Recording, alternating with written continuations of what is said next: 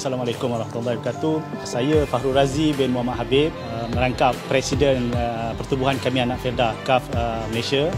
Rasa hari ini cukup terharu. Bukannya kali ini saya datang ke sini, selalu saya datang ke sekolah ni, tapi saya dapat menggambarkanlah umpama sirih pulang ke gagang lah. Dan saya melihat daripada segi pendidikan ni adalah satu aspek yang cukup penting untuk nak membangun modal insan, terutamanya kami ini, anak-anak Felda ini, untuk kita berubah ataupun kita menjadi lebih baik. Sudah pasti dengan pendidikan yang baik dan sempurna untuk kita lebih maju. Dan kita lihat pula daripada segi pendidikan ini bukannya sekadar daripada premium punya atau premier pendidikan, sudah pasti akan ditambah dengan contohnya pada hari ini satu pendekatan yang cukup baik selari dengan kita punya industri, revolusi industri kita yang keempat, ditambah dengan kita punya teknologi digital dan sebagainya. Maka kita kena menyediakan satu platform kepada adik-adik kita, kepada anak-anak kita, supaya mereka ini boleh mahir ataupun boleh faham mengenai teknologi.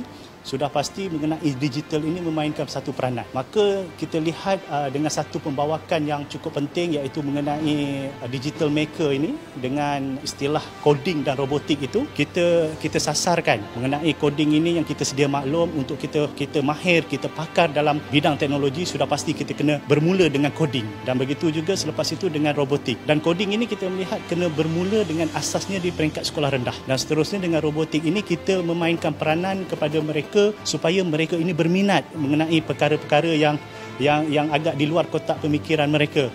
Dan insya-Allah dengan adanya pendedahan daripada awal mengenai perkara mengenai robotik ini, saya tidak mustahil Felda akan nanti melahirkan anak-anak Felda yang cukup mahir untuk nak menjadi peneraju daripada segi revolusi digital ataupun robotik.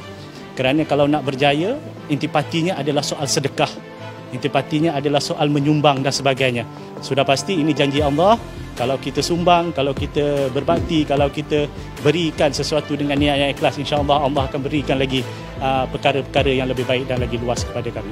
Harapan kata orang kepada semua ataupun kepada diri saya juga menjadi satu tanggungjawab untuk saya nak melihat kepada jejak-jejak yang saya tinggalkan dulu supaya dia boleh pergi lebih baik dan lebih majulah.